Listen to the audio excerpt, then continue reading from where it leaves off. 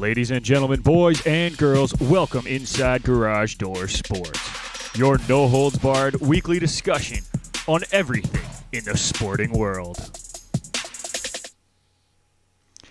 That's right, folks. We are back. Nick McVicker joined by my great co-host Kyle Vardy after a week off where you and me ended up in Arizona golfing. Mm-hmm. We are back, dude, to talk sports. How are you doing today?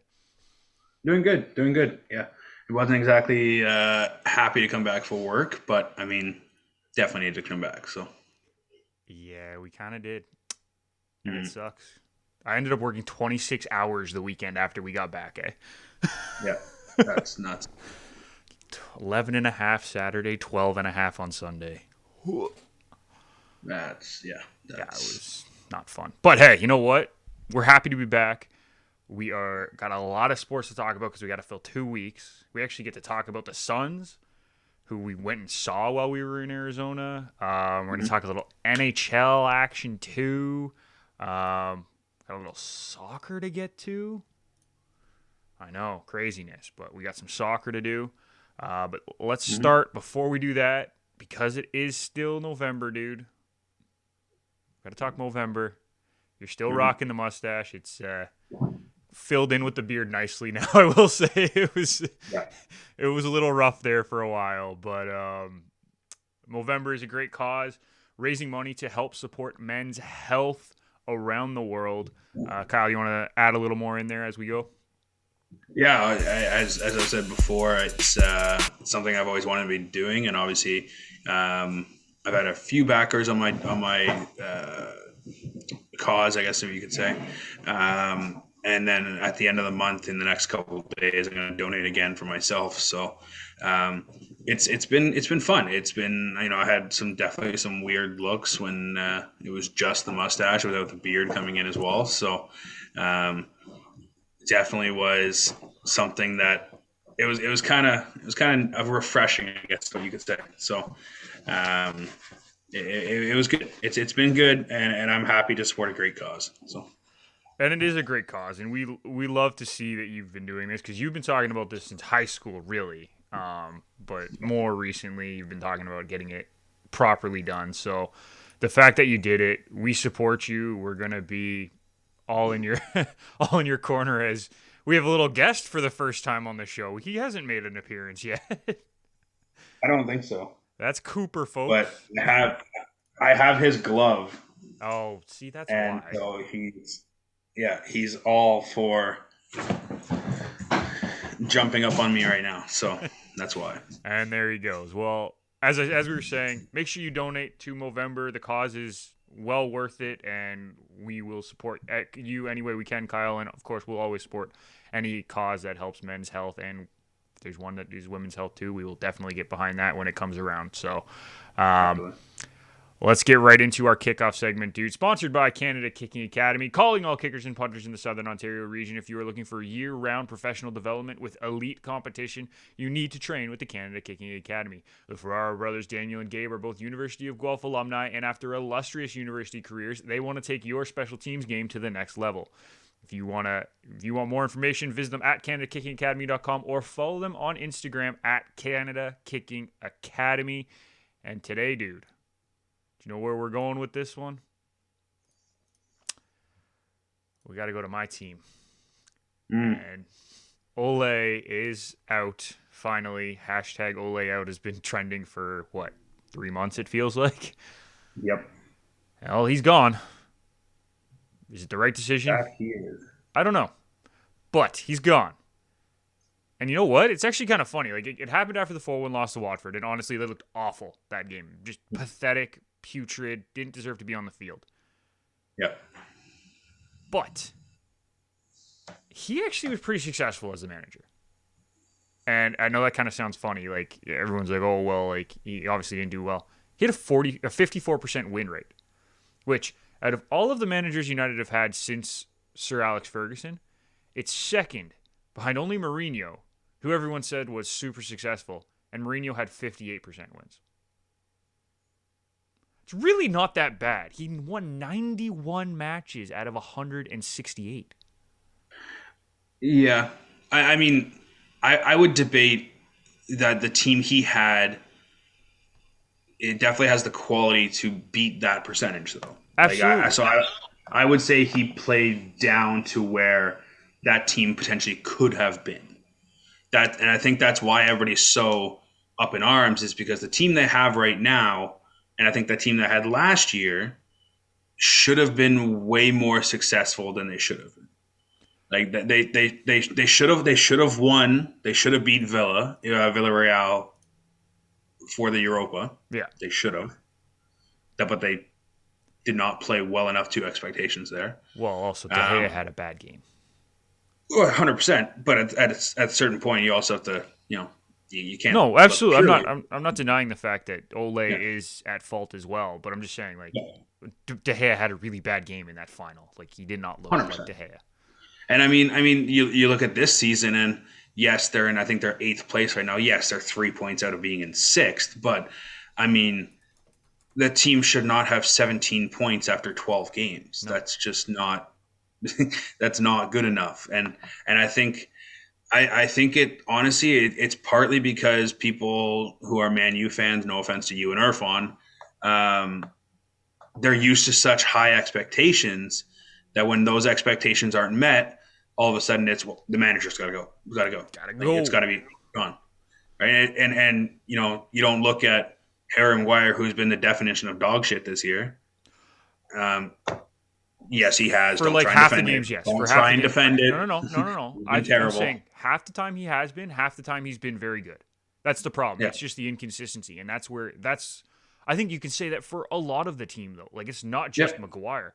You could throw Lindelof in there. You could throw Pogba in there. You could throw Rashford in there. I mean, Rashford. You could hasn't throw really played. Shaw, who was looking last year looked like a world class player, and now is looking like a good, okay Well, player. it's really hard when you have two center backs who can't stop anything. Yeah, No offense. Like I don't blame Shaw at all down that left side. He has no help at all. yeah. It's amazing watching some Man United highlights, and then just like the ball just literally skips through two defenders, and I'm like, anybody want to grab it? Anybody want to get it? No. Okay. It's really really tough too because like I think if you put the lineup at like the perfect lineup when everyone's healthy, they're still missing a piece. Yeah. It's not a perfect lineup yet. Like you talk about Liverpool, you talk about Chelsea, you talk about Man City. Like if they put their top 11 out, right, their best possible 11, those are complete teams. Yeah.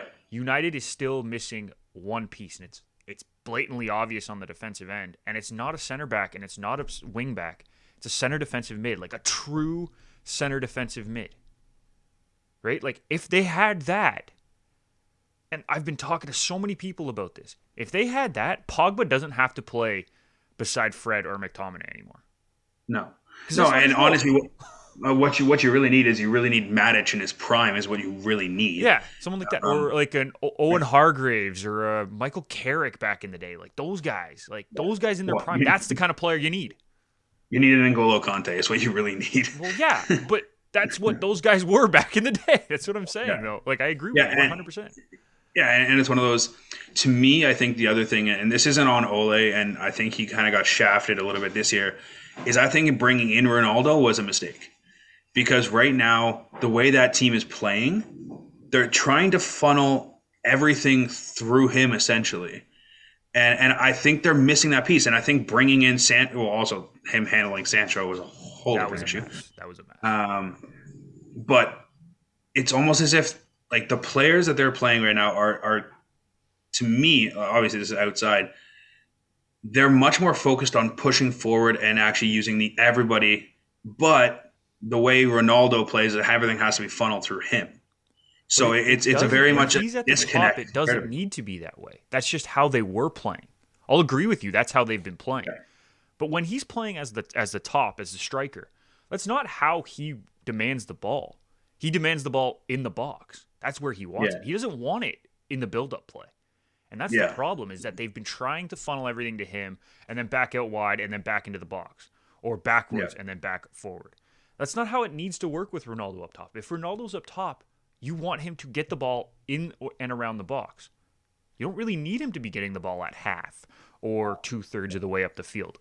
They need to be using the wings because we have incredible wing players, right? You got Rashford, you got Sancho, you have Greenwood, you have Martial. Those guys are playing out wide. Guess what? Those guys are talented players, right? So what they need to do as a team, I got to stop saying we because I'm not on the team. Um, what they really need, as I said, they need a center defensive mid because what that would allow is that would allow Pogba and Fernandez to play side by side as more of an attacking position, right? So you have five guys back all the time. You allow Pogba and Fernandez to drop back if they want to get the ball or if you need a little bit more help because another team is pressing 6 or 7 guys forward, which doesn't happen very often, right? We're not seeing that anymore. We're seeing 4 guys at the back for most teams or 3 with 2 center defensive mid sort of thing, right? So most of the time, you're only playing five on five. So you get one of those guys to drop back, you got the advantage right away. So what that allows is it gives more space for Pogba to be a playmaker. It gives more space for Fernandez to find an open spot. They can become the catalysts of your offense, not Ronaldo, because that's not what he needs to be if he's the high guy. Right? If they drop him back into that midfield role, absolutely, you can funnel everything through him because that's what that role is supposed to be. But as a striker, if he's dropping back, all that does is just it shortens the field. And it lets the defending team to press you more. And that's not what this team is able to do right now. They can't deal with the press. They need to be pressing the other team or they need to be counterattacking, not dealing with the pressure. And that's the biggest issue this year. Well, and I think that kind of goes back to being obviously it's not all Ole's fault because I don't think this team is a good team. Don't get me wrong; they should be doing better than they are. But I don't truly think this team is built for long-term success, especially the way you're saying right now. Is there's pieces missing? They have the names, they have all that kind of stuff, but there's pieces missing. The problem is there's one piece missing, right? Like this team is very, very good on paper, but it's clearly missing one piece. Yeah. What? So going back to Ole himself, did you see the stat of his losses? No. That I might have, but I can't think of it off the top of my head. He played 55 home matches. Yeah. And lost 13 of them, which is 21% of Man United's total ever losses at home. Wow.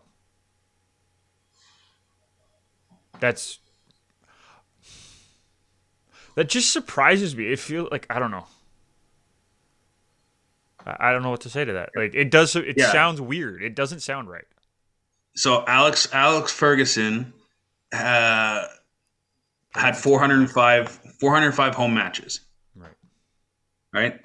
He lost 34. 10? Oh, I was gonna say he lost 10. Okay, so looking at 34 total losses is 54% of all their total losses at home. He was a manager for like 25 years. Exactly. So the fact that he has 34 and Ole was a manager for what, 3 years? 2.5. Yeah. And he has 21% of total losses ever by Manchester United. At home. Wow. That's even worse than if it was total losses. Yeah. I saw that stat and I was stunned. I didn't even know that. I was like, holy crap, how is that even possible? Yeah. I don't know what to make of that. I really don't. Like that's an interesting stat. I don't know what to make of that. Yeah. Well, I guess we got to move forward, and Ralph Ragnick is taking over. And I will be 100% honest with you, Kyle. I had never heard of this guy before.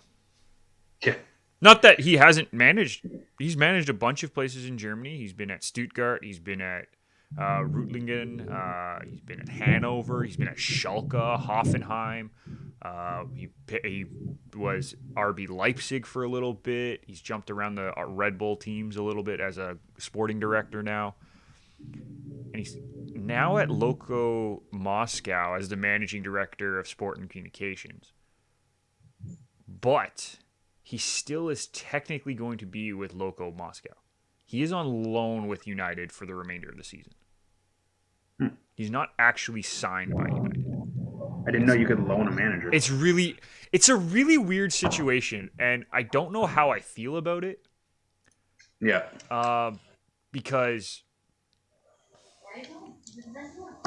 it just seems really, really odd.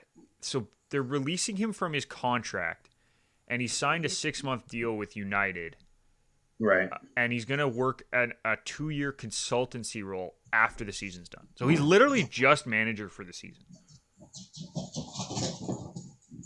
And he won't be there for the game against Chelsea on the weekend just because of visa reasons or work permit reasons. Yeah. So he hasn't actually taken over yet either. Like, is it just me, or is this just like they rushed into something? Like, it doesn't seem like this was overly well thought out. No, I think it's one of those, like, I'm not sure if they were just so unhappy with the current staff that was behind Ole that they don't want to just say, hey, one of you guys step up and be the manager for the next little bit while we find somebody. Well, they did. They put Michael Carrick in charge until they found somebody. Yeah, for what? A game too? I know, but that's the thing. Like, you already said that you were putting him in charge until you found somebody, and then you rushed into finding somebody. Like, that's what I mean. You could have just been fine with him for a couple games. Like, what's it going to cost at this point? We're out of the. I think we're already out of the EPL race. Like, I don't even know if we can compete. I don't know if United can compete for a top 4 spot right now. They might be able to compete for that 5 spot and try to get into Europa League.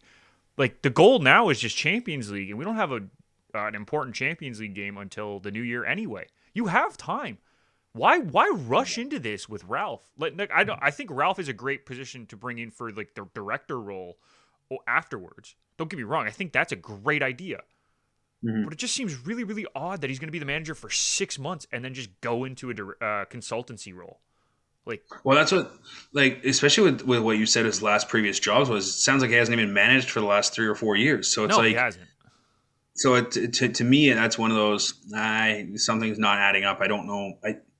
Something's weird. And I mean, quite honestly, Man U's been kind of weird with how everything's been running the last couple of years anyways. But it seems interesting. I was watching some of the boys that do the halftime for all the EPL games, and they were all saying that apparently they weren't happy with Ole and his subordinates, I guess is what you could say, his assistant coaches, and that they're very surprised they didn't clean house. Okay, but Carrick was there before. You can't clean Carrick out anyway. Yeah, I mean, clearly, like, I guess the other thing is, yes, obviously the head coach, the manager takes the fall. Like, that's just how it works. Maybe at the end of the season they clean house. I don't know, but like, what I've been hearing is all these coaches that are like, oh, Poch is going to come over, or Zidane might be the coach and stuff like that. And everybody's like, no, they're not interested in the job. And it's like, oh, okay, interesting. I'm not. No, Poch is. Poch said he was. Poch also said he wasn't leaving, though. Yeah. Why would you? Why would you leave PSG in the middle of the season? Like, that's asinine that people were suggesting that. Like, I just don't. I also know. I don't understand why he would leave in general. PSG now and in the future has a much better outlook right now, and it's not even close. Like, PSG with everybody they have right now has a better outlook, as well as you have a superstar goaltender in the wings, just happens to be backing up Navas right now. Yeah, that's true. Like, you still have Neymar, you have Mbappe, you have Messi. You literally have, I would say, 3 of the top 10, 15 players. Fair.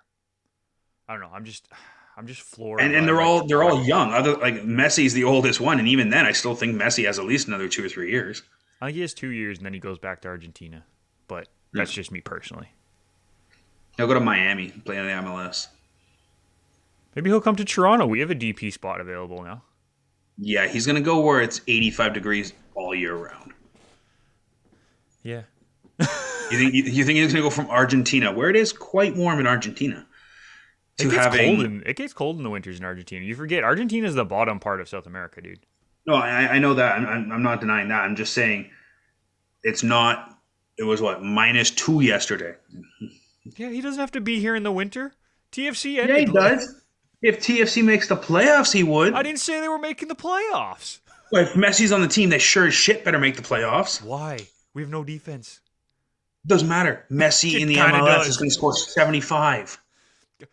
Doesn't matter if we give up 79.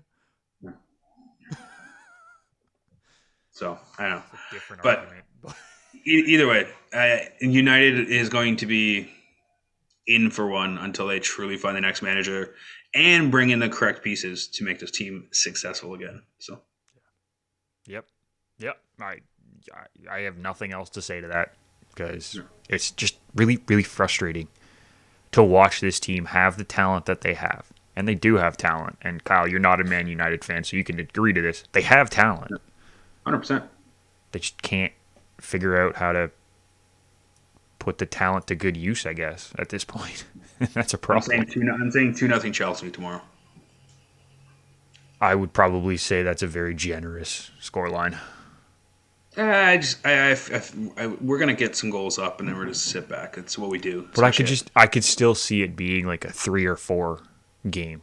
United might pip Yeah, one because Ronaldo gets one, but like I could see this easily being a 3-4-1 game.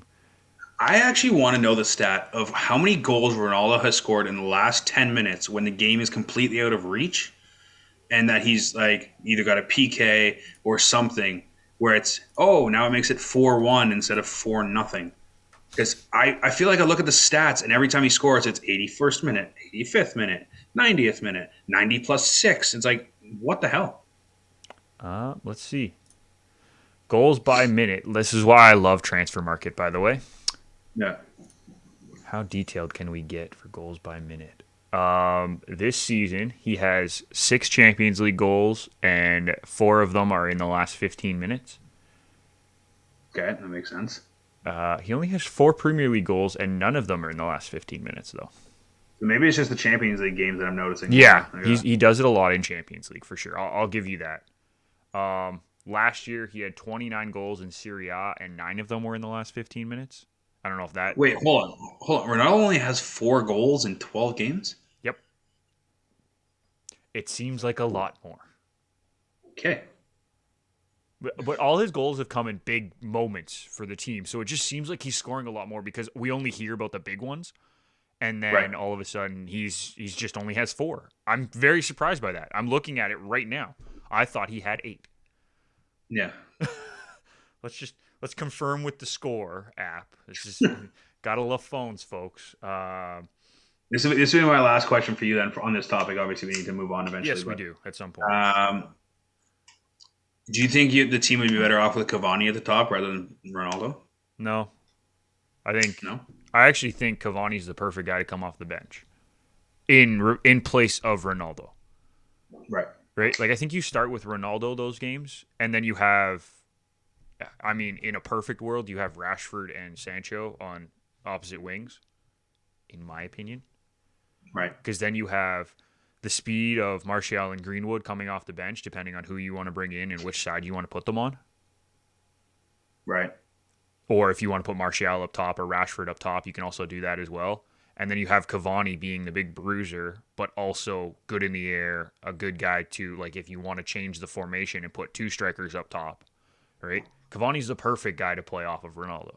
So I Yeah. actually think Ronaldo is the right choice up top for this team right now because he will distract defenders. He allows Sancho, Rashford, Martial, Greenwood to make those runs around the corners and stuff like that and get the ball into the box. And then he's the perfect cleanup guy right now. Right. So I truly do think Ronaldo is the better option. How much better? It's debatable. Like I still think this is a very solid team if Cavani is the striker. Right. So yeah, it is true. He only has 4 goals, and so does Bruno, and so does Rashford. I don't try. Jorginho, Bruno. I don't give a shit how many goals they scored. They're all on penalties. Yeah, accurate. Like to me, those guys. When you say goal totals, they don't mean anything. Like you could put your striker up there, and they would probably score the exact same amount too. Like Yeah, I yeah, I can't deny that fact. It's true. yeah. Um, Like because if Bruno wasn't taking the penalties, then probably Ronaldo would have 8. Bruno doesn't have a penalty goal this year. Really? Interesting. Okay then. He had a lot last year. I was going to say I'm pretty sure wasn't One, every single two, goal last three, year. 4, 5, 6, 7, 8, 9 Premier League goals last year were PKs. Let me see. How many goals did he have last season? See, now you're making me. I gotta like deep dive on all these stats now, dude. Why you gotta do this to me? He had 36. Sorry, 18 goals. That was 37 matches. He had 18 goals last year, so about half were About penalties. 50-50. Yeah. Yeah, he does not have. He has 4 goals this year that are not penalties. So that means his next 4 goals will be penalties. 100%. All right, let's move on. That'll do it for our kickoff segment, sponsored by Canada Kicking Academy. If you're looking for year-round professional development with elite competition, you need to train with the Canada Kicking Academy. Visit them at CanadaKickingAcademy.com or on Instagram at Canada Kicking Academy. Kyle, we're just going to keep rolling if that's good with you. Move straight into the NHL, and the big boys are starting to get hot. Mm-hmm. And it's taken a little bit of time. Well, not all of them. A couple of them were hot to begin with, but oh boy, the Leafs, Caps, Avs, and Lightning are all surging right now. Mm-hmm. And I don't know which team scares me the most. I will say it's not the Avalanche because Darcy Kemper is not the goalie. Yep. He is not the answer. I said it. I wasn't sure about him. Everyone else was like, oh, but he's got great stats. He's playing on Arizona. I'm like, no, I don't think he's the answer. I've watched him play. Mm-hmm. Yes, his stats are good because he makes a lot of saves, but that's because Arizona gives up a lot of shots. Right? Yeah. Like, I'm not confident in Kemper, and it's just kind of proven to me over the at the beginning of the season, he's not the answer for this team, and they need to go find a goalie. I would Yep. rather Mrazek. Well, not right now. Well, not right now because he's hurt, but you know what I mean. We'll trade him to you next year, no problem. I have a question Joseph for you on that. Joseph Wall right now is looking like a fantastic backup, I so have a we're good. question for you on that after, but before we get into that, which of these teams scares you the most? I wouldn't say the Avs right now purely because yes, they're slightly back, but there's still work to be done on that team. Absolutely. I would say right now, I mean, obviously the Hurricanes were hot to start with, and they've kind of stayed that way. 15-3-1 in their overall record. Oh yeah, the Um, Hurricanes are, in my opinion, the best team in the league. yeah, I would debate either them or Florida. So, Yeah, um, Florida's kind of cooled off a little bit compared to where they were. With saying that they're still 14-3-3. So, I mean, saying you cooled off from but where you five of were, the it's five of saying those something. 6 losses, though, overtime in total, have come in their last 10 games. Yeah. So, well, I I guess think I that's think the hottest team to watch out for right now is the Buffalo Sabres. No, I'm kidding. I mean, they have been surprisingly okay this year. So 6-3 or six um, 3-6-1 over their last 10 though.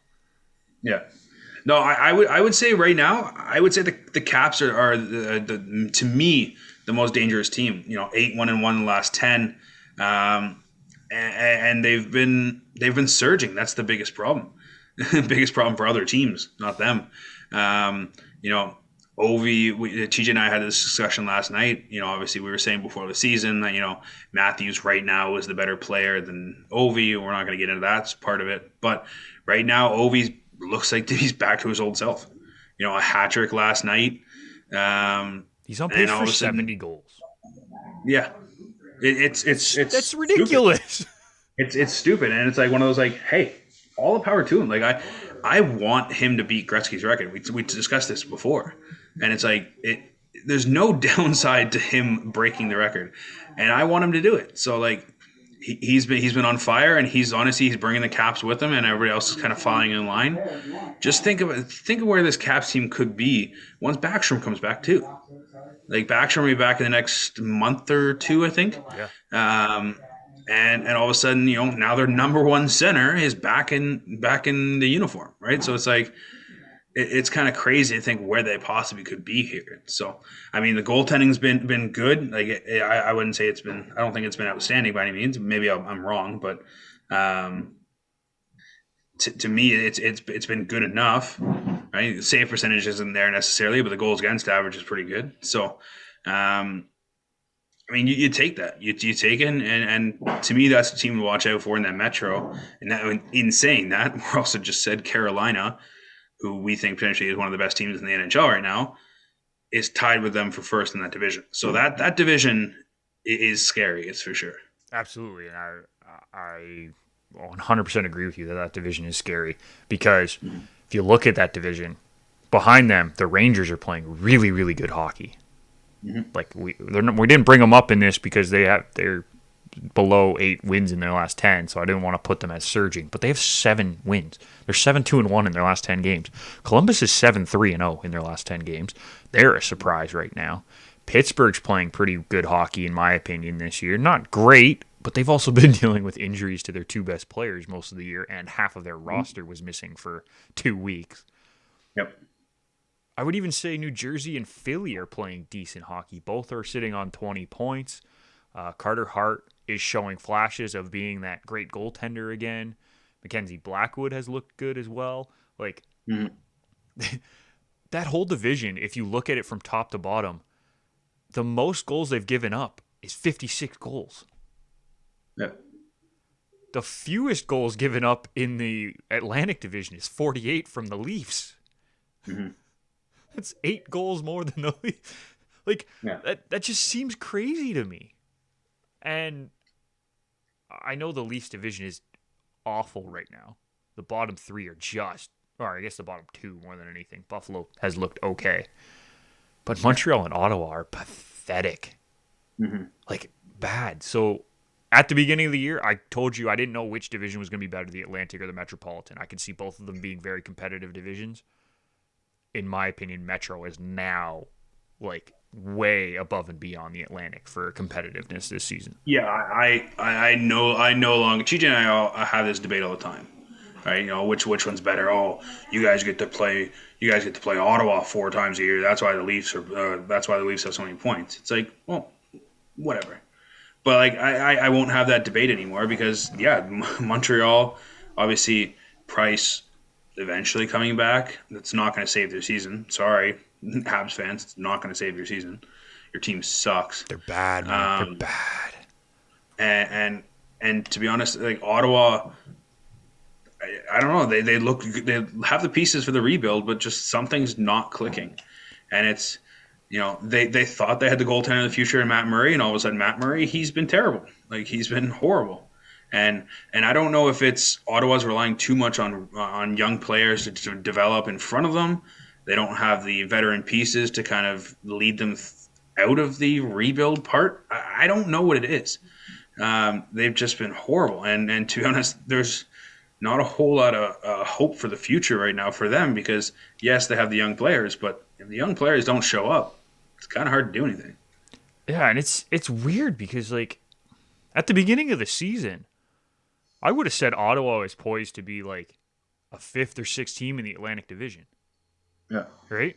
I knew Buffalo wasn't going to be that good. I didn't think Detroit was going to be as good as they've been this year. I know they're hovering around 500, 9-9-3. I wasn't sure about Boston going into the season, and I'm still not really sure about Boston. I know they have 10 wins, but like they just don't look like Boston, dude. Like they're not the scary team that we got used to as Leaf fans.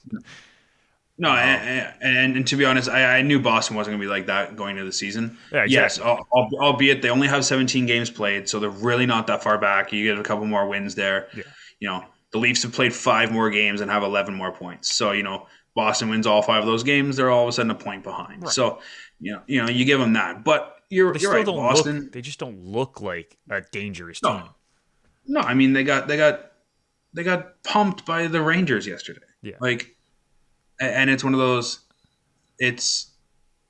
I'm happy to see it because I'm not worried about Boston right now. Obviously, I think the new Boston right now is Florida. So, Florida's gonna be one of those tough teams to play against. On any given night, they could win. Florida can win 2-0. Florida can also win 6-5. Like they have pieces to win both types of games. Yep. And that's what worries me about them is they're a powerhouse in the making, and they're just getting started. That's the issue. Yeah, and they got the depth, they have the defense, they have the goaltending. Like, my God, Spencer Knight and Bobrovsky are both hot right now. Like, that's just not fair. Yeah. And when you get that going behind a good team, it's bad. But I wanna stick back with Ottawa because there's a question that we now have to talk about because you mentioned Murray. Well, he was put on waivers today, or he's going to be put on waivers today, or there's talk of him going on waivers or whatever. Yeah, yeah. They're last in the NHL. They have a minus 25 goal differential, which is second worst, or sorry, third worst in the NHL behind Arizona, who we Yeah. went and watched. And I mean, they played a good game that we were there, but overall, they have looked Yeah. awful this year. Yeah. And Montreal, who doesn't have their goaltender right now and is missing their Yeah. top defenseman and can't figure out how to play hockey, really. Yeah. Murray has been bad. I'm not going to say horrible because I've seen worse from Matt Murray, but he's been bad. Yep. And now he's going on waivers? That's like almost $6 million contract for the next 2 years as well. Well, you know where he's going, right? Arizona? Yep. I said that yesterday to somebody. They're like, nah, because they just got Scott Wedgwood. And he's winning them games when they don't want to win. Scott Wedgwood is a fine backup. I No know, problem. but he's winning them games that they don't want to win. Why bring in a goalie who might win more games? Because Matt Murray won't win more games. Scott Wedgwood right now is the better goaltender. Sorry. Valid. So maybe they trade Wedgwood and get another pick for him. Who knows? Like Maybe they trade somebody him who to needs a good Ottawa. somebody needs a good backup. I don't know. Like that Maybe it's Vanelka Murray kid for or Wedgwood. Vajelka kid or whatever the other guy. He's like 0-13 right now. So it's like just play him every night. You're fine. You're going to lose. Yeah. Yeah, it's true. And like you look at Murray, like 890 save percentage, 326 goals against average in 6 games this year. Hasn't won a game yet. It's not good enough. I take that back. The Vajelka kid got a win. He did get a win, right? Yeah. I was going to call you out on that, but I'm focused on Murray right now. 2 games ago, he got a win. Since he's been in Ottawa, Murray has a 338 goals against average and a 326 goals against average in the 2 seasons. His save percentage hasn't been above 895. And he hasn't looked like a solid goaltender in 3 years. I mean, like the biggest thing is like a 326 goal against average isn't even that bad. It's really not like it's not top of the league, but I don't really think people were expecting him to be tops of the league. But at the same point, it's the save percentage. The That's save what I percentage mean. has to be minimum. Has to be minimum to be a solid goaltender in the league. Has to be minimum 910. I would even take 900 depending on how offensive your team is, right? Like if you're getting scoring, which Ottawa's not, and that's a whole nother issue, and we can talk about that whenever. Yeah. But if you're going to be a number one goalie, you have to have at least a 9 in the hundreds column of your save percentage. Yeah. 8 is not acceptable. It's not okay. And that's why Gustafsson is now the starter in Ottawa. Because he's the only one of the 3 goalies who has a 900 plus save percentage. Yeah. That's the reason. That's it right there. And I just don't know where they go from here, Ottawa, because they have the young pieces that should be playing well, right? Like they looked really good at the end of last season. I was confident that they were going to take another step forward. Maybe not be a playoff team, but take another step forward. And now we're back talking about them being in the lottery, going for Shane Wright. Like it's just mind-boggling how bad this team is. Yeah. And I have a funny feeling, and sorry to Shane Wright. If Ottawa wins, I think his career is going to be mellowed out compared to where it potentially could be if he gets drafted to a team that has a big future going forward. And I think there's 2 places you don't want to go right now, and that's Arizona and Ottawa. There's 2 places. I think if he somehow goes to Seattle, I think that could be huge for Shane Wright, like that type of thing. But like going back to Ottawa, as much as his talent is fantastic, and I look forward to seeing what he can do in the NHL, he could get wasted in Ottawa. Yep. Well, let's look at like the bottom teams right now, right? Ottawa, we already talked about, they're dead last. Arizona's second last. What about Montreal? Leafs fans would hate it, but like Yeah. if he went to Montreal, that might be the best possible solution out of the bottom, let's say 6 teams right now. Right? Because the Well, bottom to be 6 are honest, Ottawa, Arizona, Montreal, the Islanders, who I'm really not sure what to make of the Islanders right now. Seattle's 5th last, and then Vancouver's 6th last. And Vancouver's a mess. I would not want to be going there right now. Ottawa, I don't want to go to. Arizona, I don't want to go to. Vancouver, I'm not really sure about. Don't really want to go to. The other to 3 I me, could go. if I'm Shane Wright, I want to go to Seattle. Yeah. Up and Seattle coming or team. Montreal are probably your best options, though. Like I think the Islanders could be a good option too. Don't get me wrong. I think obviously new arena, that kind of stuff, and that arena looks fantastic based on what I've seen so far. Um, I think the issue with the Islanders is their core is aging right now, Mm-hmm. and they don't really have that identity anymore of being that hard to play against bruising team. Because the people that were the hard to play against bruising players are now 35, 36, and it's like it's. But that's what I mean. That's why I would say Montreal or Seattle are the 2 best options. I 100% agree with you. Is because Montreal, they have a young core coming up with Caulfield, Suzuki. I'm trying to think of other young players that they have. Okay, maybe those 2.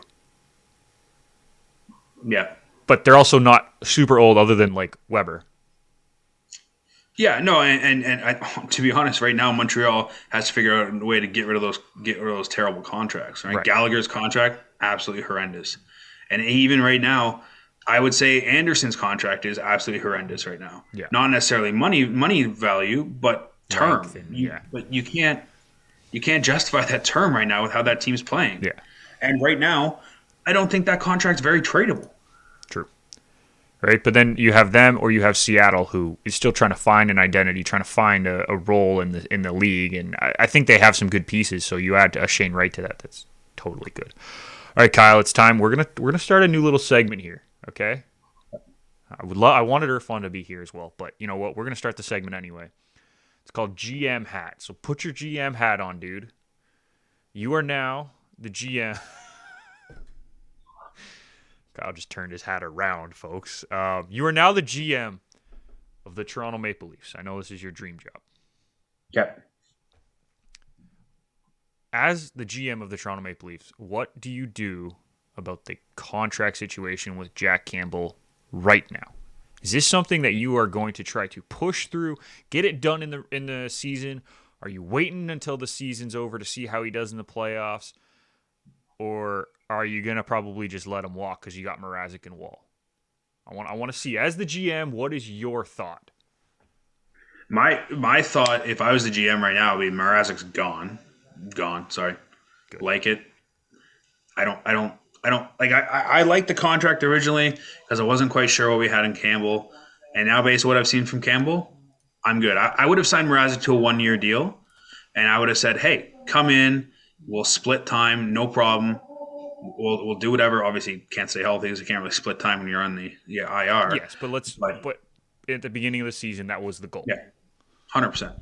But I would get rid of the Mrazek contract, free up an extra $2 million. Joseph Woll looks like a fine backup right now, and I would try to extend Campbell right now. I would give him I'd probably say 4 years, and to be honest, you probably have to give him probably 5.25.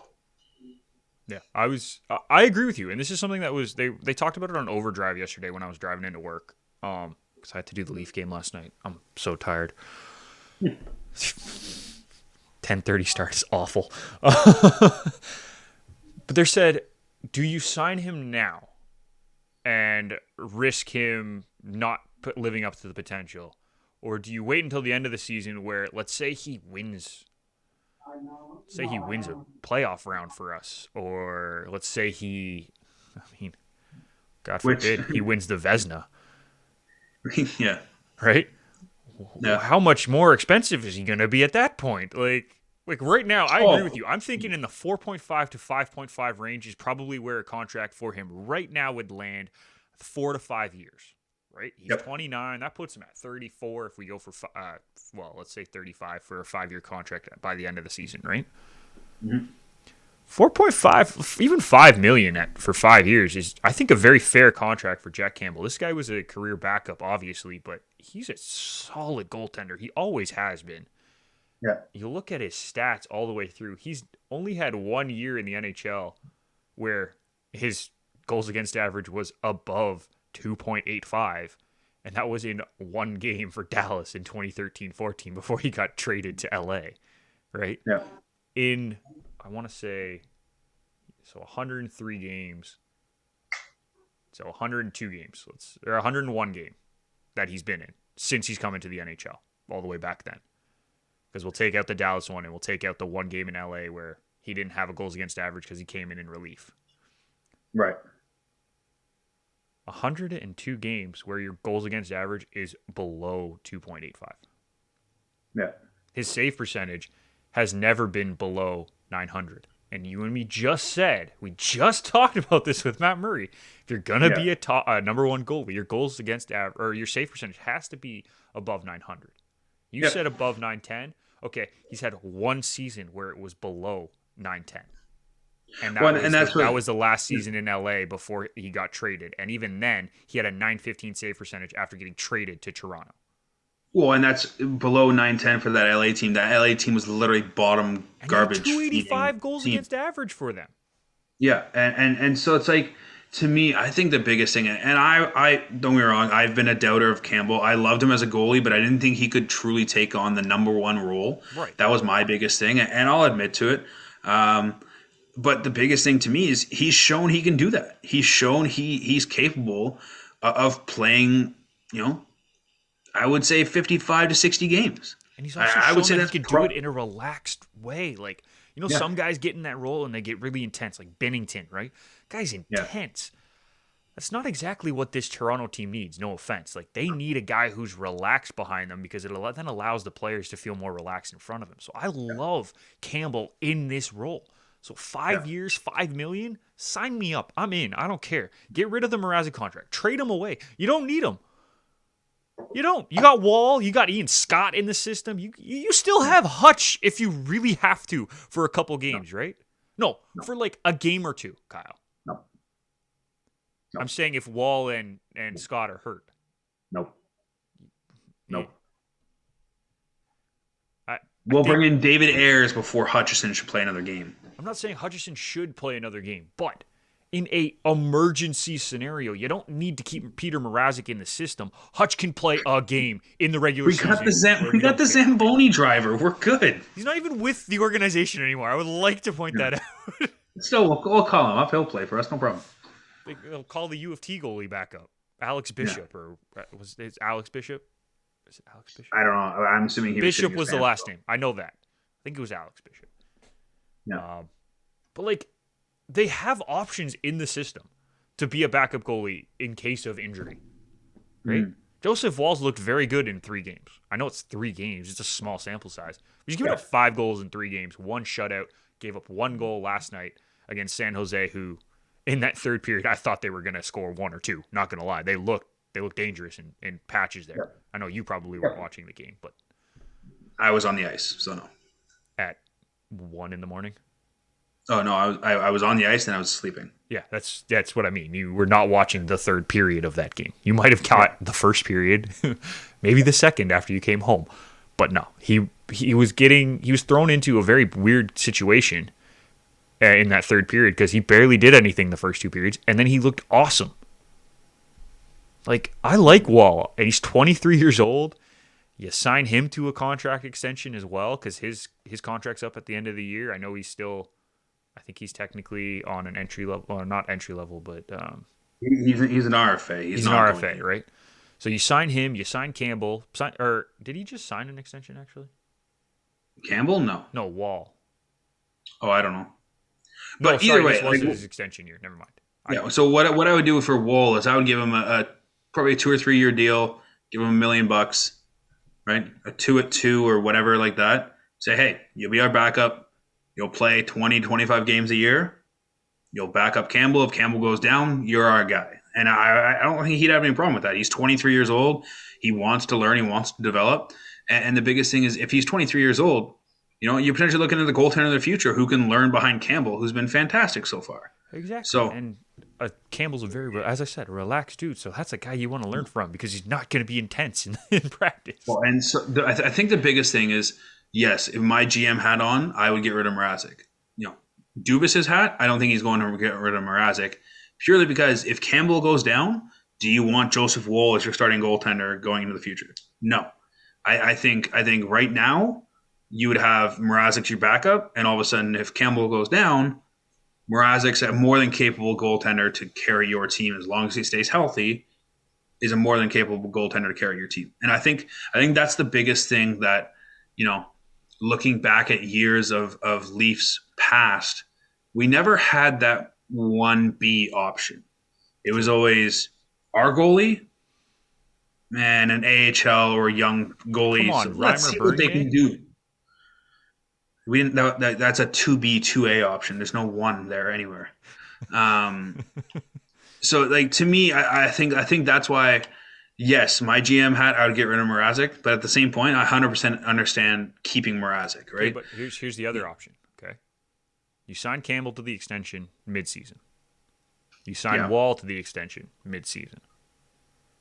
You keep Okay. Mrazek for the rest of the year, and then you move him at the end of the year. I think purely it would depend on if Campbell stays healthy this year.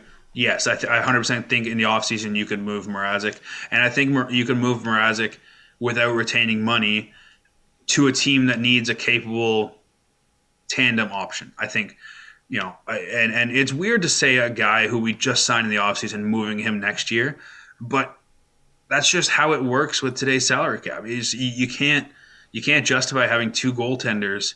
Yeah, I mean, two goaltenders making what 8.5 is I think is what it would end up being, or Uh, no, nine if something. if we said 5 mil for Campbell, is that what we're averaging? Yeah, so 9.5. 8.8, Oh, Mrazek's at what 4 or 3.3? 3.8. If we said Oh, 5 mil flat for Campbell. sorry, yeah. So 3.8. I mean, you could 100% justify somebody picking up that Oh, contract, and easily. and No, I don't think that's the issue. I don't think moving Mrazek would be an issue. I think that can be done. yeah, Like Arizona could use a goalie, right? We know that. You could look around the league. There's multiple teams that could use either a 1B option or a possible starter, right? Like we could look at New yeah. Jersey, right? Mrazek could go there and be a pretty good tandem with Mackenzie Blackwood, Mhm. and that team's on the rise too. So that's probably a good place that he could go, depending on how Price comes back. He could go to Montreal if they don't want to keep Allen. Um, Yeah. Ottawa could be another good place. Two young goalies, put Mrazek in there as well. That's a good trio of players, and Mrazek doesn't need to be like Matt Murray who needs to start right with his contract. 3.8 is not a contract that you have to worry about. I would almost debate throwing him in LA too, Yeah, and LA too. Yeah, that's an option obviously as well. obviously Johnny Quick obviously is probably not going to go back unless it's on a very reduced contract. Yeah, Um, and have Mrazek be a backup to Cal Pedersen or be a 1B option to Pedersen yeah, or exactly. be one A option, whatever it may be. Obviously Johnny Quick's contract right now, LA gets out of that, and all of a sudden they're bringing in another goaltender at $3 million, and you have Pedersen and him at a combined $8.5 million. I think that works. So, Absolutely. but I like this. I like this segment, GM hat. We're gonna do this more. We're putting your GM hat on a lot more, Kyle. All right, let's quickly flip over to the NBA before we head out. We got like let's say 5 minutes quickly, okay, Kyle? yep, The Phoenix Suns, who we saw play last week, yep, are scorching hot. Winners of hmm 15 straight, I believe. yep. That's right, right? Yeah, 15 straight wins. They're 16-3. hmm Are they the best team in the West right now? No,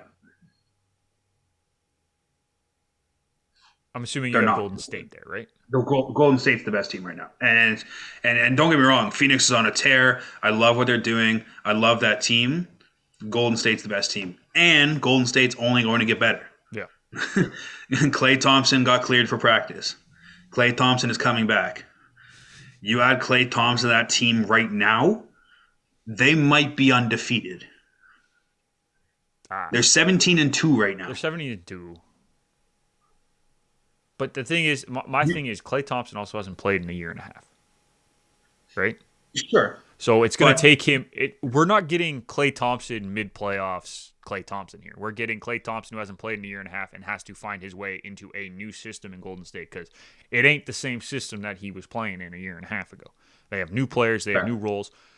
It might take a couple games for him to get fully encapsulated with the team. So if he had started the season that way, they probably still would have lost 2 games. Like I don't think they're undefeated. so let's put this in perspective. Their 2 losses were to Memphis and the Charlotte Hornets by a combined 7 points. Right. Klay Thompson in that lineup probably covers that 7 points. You'd think. Even if he's out for 6 years, Klay Thompson will shoot a 3-pointer and potentially tie one of those games. He will still have his 3-point shot. It's going to be his transition, his defense, that kind of stuff is still going to be a work in progress because he can do a 3-pointer, he just can't jump. He can stand still and do a 3-pointer. But like with saying that, Phoenix is on a tear. I love what Phoenix is doing. I love Ayton as the center.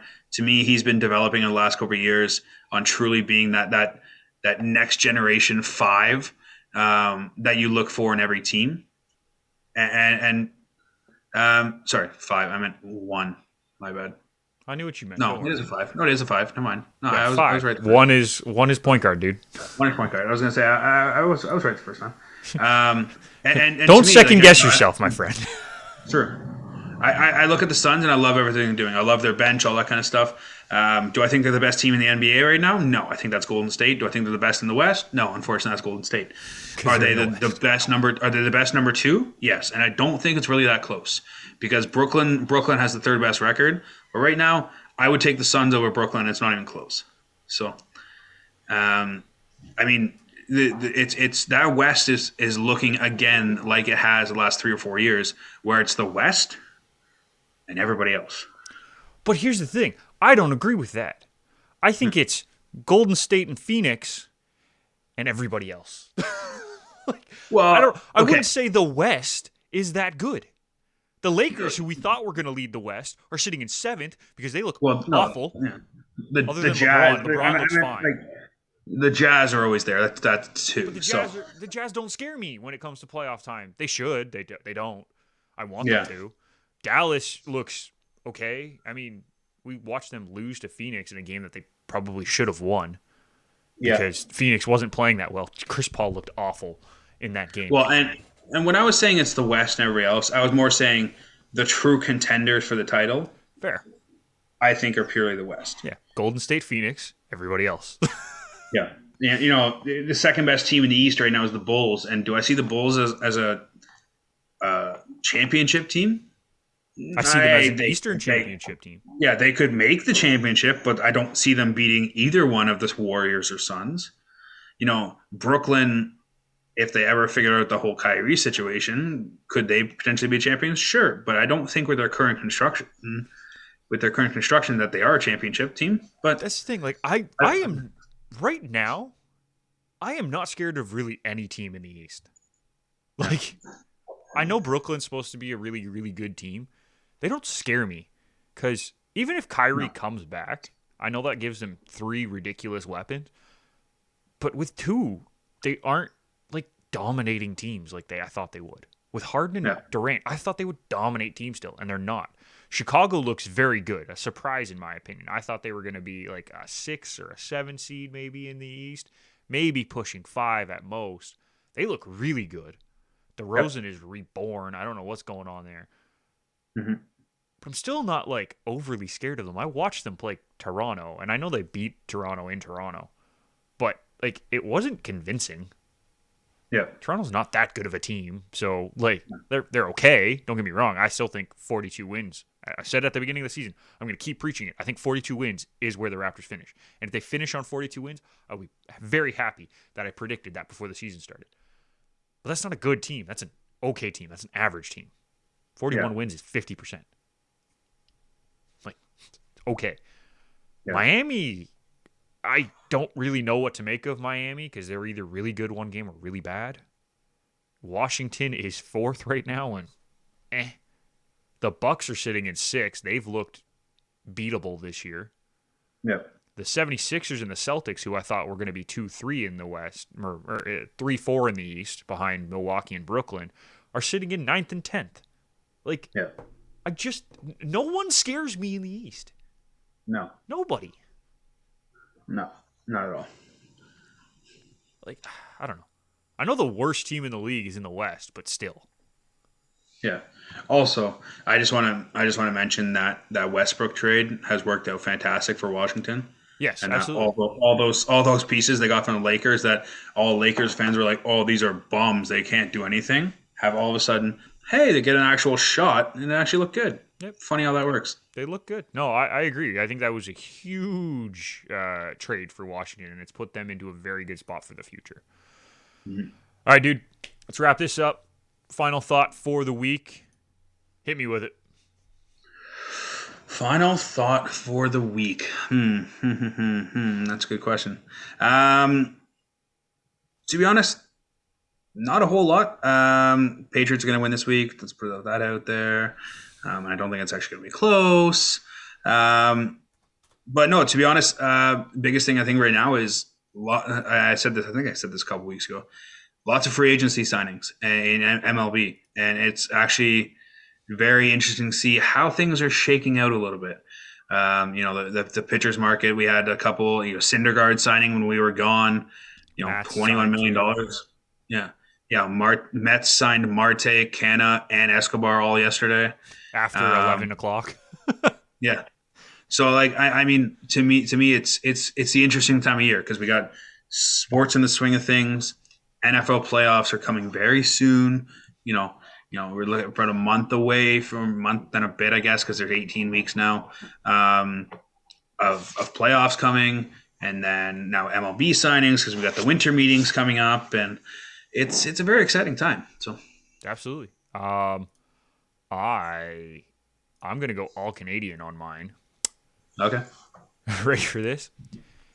This weekend, college football or university football in Canada has their national semifinals. Western versus St. FX, Montreal versus Saskatchewan. Huge games. They're going to be broadcast. Make sure you check those out if you have some time. But also, dude, I know this is going to sound crazy. I'm really enjoying watching curling. It's just on in the change room because TSN is broadcasting the I can't remember if it's the Scotties or whatever. They're broadcasting one of the tournaments this week. okay, And it's kind of crazy just to see the chaos that happens in curling, like the standings wise. There's a right, three-way tie for third place in the women's bracket. And they're playing off today, all three of them, to get into the playoffs. Because it's top three make the playoffs because it's the page playoffs. So 2 plays 3, and then winner of that plays 1. So there's a three-way tie for third, which means all 3 teams have to play this morning in order to get into the playoffs, to get a chance to play for the finals. Like, that's chaos. I love chaos. Chaos is fun. And curling 100%. is the definition of chaos. Trying to throw stones at a single little point, closest to wins points, and you're just trying to block your opponent from getting to the dot. Like, I love it. It's chaos. I don't know why. Yeah. So I'm going full Canadian. I want university football. I want curling going all the time. I'm good. This week has been fun for me to watch sports. And I don't think you would have ever expected me to say that I would. My final thought is I'm enjoying watching curling. No, I don't think I ever would have assumed that, to be honest, at all. So, no, Adam Frazier just got traded to Seattle, by the way. I saw that, yeah, while we've been going, and So Liverpool that- won 4-0 at Anfield. So Yeah, so that trade's actually interesting. I like that for Seattle. yeah, that's a good move. I like what Seattle's doing. I know they just missed out on the playoffs this year, but they're making some moves, and it's positive. So that'll do it for us this week, Kyle. If you are looking to follow the show, make sure you check out our Twitter, Garage Door Sport, or on Instagram, Garage Door Sports with an S. Kyle will post his Movember stash on November 30th, right? 30. Yep, last day. Last day on the Instagram account. I don't think you really need to do it on Twitter, but if you want to, you're more than welcome to, dude. We will post stories. We're trying to get more up there as much as possible. Make sure you check it out. You can also check out the website, garagedoorsports.com, if you're looking for some stories there as well.